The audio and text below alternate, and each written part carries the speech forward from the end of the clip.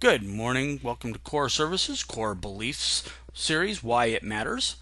And today we're going to be discussing dealing with board disruptions. I'm John Coggle, Director of Association Accounting Services for CORE, and I am today's presenter. A little bit about Core Services. We are focused primarily on audit and review services for condos and HOAs in the Oregon and Washington areas. And we have over 40 years of combined experience performing audits, reviews, and other services for association boards. And one of the things we actually offer a lot, can offer, is board meeting observation, which fits really nicely in today's topic. So, something to understand is maybe how a board meeting should go and what the board should focus on. So, a well-designed board meeting really covers four key aspects. You're going to review the financial statements, and you're going to look for those budget to actual differences. Make sure you understand what's going into the financial statements, whether they are appropriate, whether they've captured everything. You're going to review contracts. Remember, a lot of these contracts, especially for maintenance and landscaping, might eat up anywhere between 40 and 60% of your budget. So, knowing where that money is being spent and if you're getting the value for that can be critical. You're going to then make decisions on the association business. You're going to approve over budget spending. I mean, we talked about that quite a bit. This is a key board responsibility, is making sure the money is being spent wisely. You're going to approve any new contracts. And finally, you're going to review and vote on any appeals for fines that may have gone to an owner and they've decided to that they're going to contest it or ask for forgiveness. And finally, a board meeting is really about planning for the future. You're going to be thinking about what that next year's budget's going to look like. You're going to study you're going to review the review study, reserve study, and you're going to make sure that it's you're saving enough money to deal with the upcoming issues. And then finally, you're going to also make sure you evaluate the controls and safeguards. Who signs on the checking accounts? Are we approving the transactions that need to be approved? That type of thing. This is really what you want to be discussing in a board meeting. So, what causes disruptions? Well, they can come from a couple of different sources, but these are going to be the three primary ones. It's a board member who has a personal agenda. They got on the board because they wanted a certain thing. It's maybe not getting on the agenda for whatever reason, and so they are going to try to hijack the meeting to discuss their issue. Maybe it's just a misunderstanding of Robert's Rules of Orders and how we conduct business at an association board meeting. And so being able to educate them on, why they shouldn't speak out of turn. Sometimes it's just they enjoy power. They like the fact that they can be disruptive and no one seems to call them on it. Finally, there's just that bully. You run into them occasionally. They're rare, but they have enormous impact on boards that are unprepared for them. If it's an owner, recognize that they're probably there because they feel like they've been mistreated or aren't being listened to on a very key issue to them personally. Sometimes it's just they have no respect whatsoever for the fact that they live in a community. I mean, remember, it's a voluntary association. We've all agreed to live in one if we're here. But every once in a while you have a neighbor who says, I don't really care.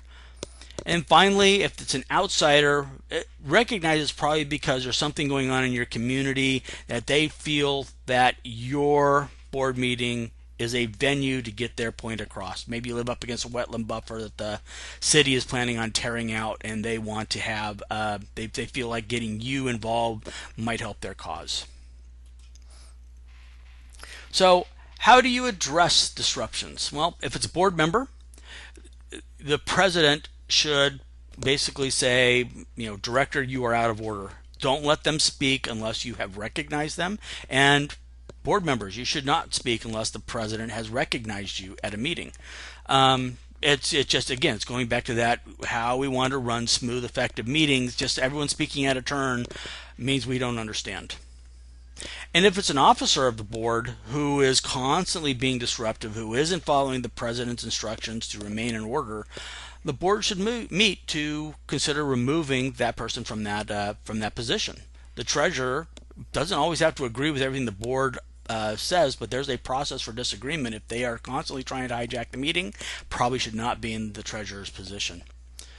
If the board member continually does this and you don't feel like you can get any work done, it's probably worthwhile to call a special meeting of the owners to discuss removing the member and then voting for a new board, new director to take that person's place. But whatever you do, you can't let it go on.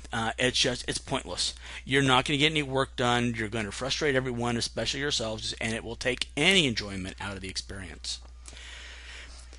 And when it's an owner, the board has a little bit more power. Number one, do not recognize a speaker from the audience outside of your open comments period at the end of the meeting.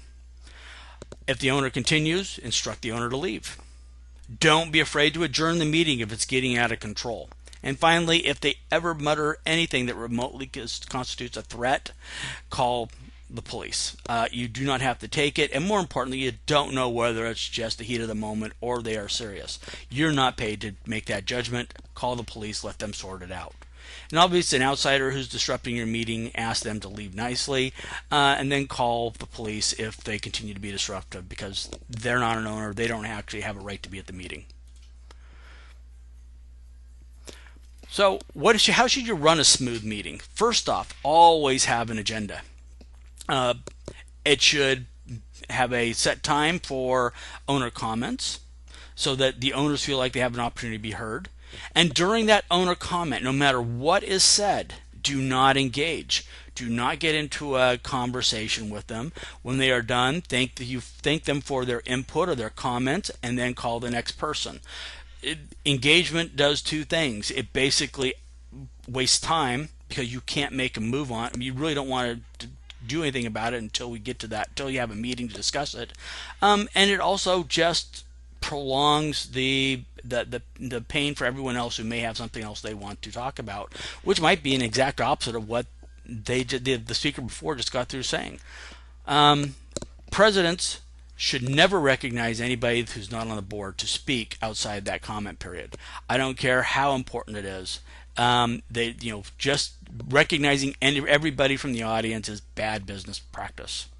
And then finally, as painful as it might be sometimes, stick to that agenda. You created it. You made sure that those are the points you wanted covered. Stick to it. If somebody wants to bring something else up, again, there's a time and place to put it on a future board agenda. Do not engage with that issue today.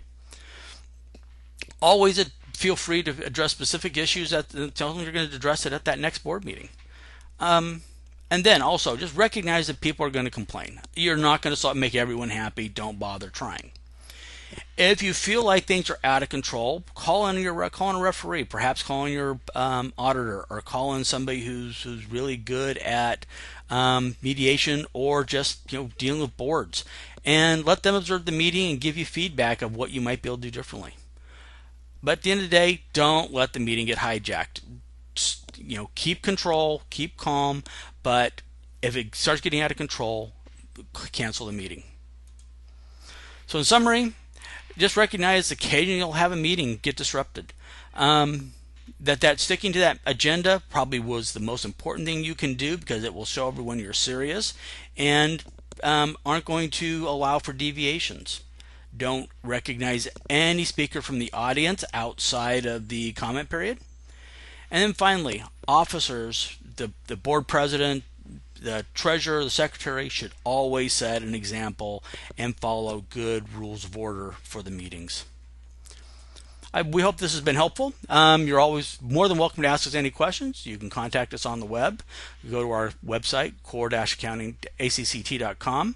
You can contact us on Twitter, or you can find us on LinkedIn. We're always here to be helpful, and we love the opportunity to be a resource for your board. Have a great day, and we look forward to talking with you again soon.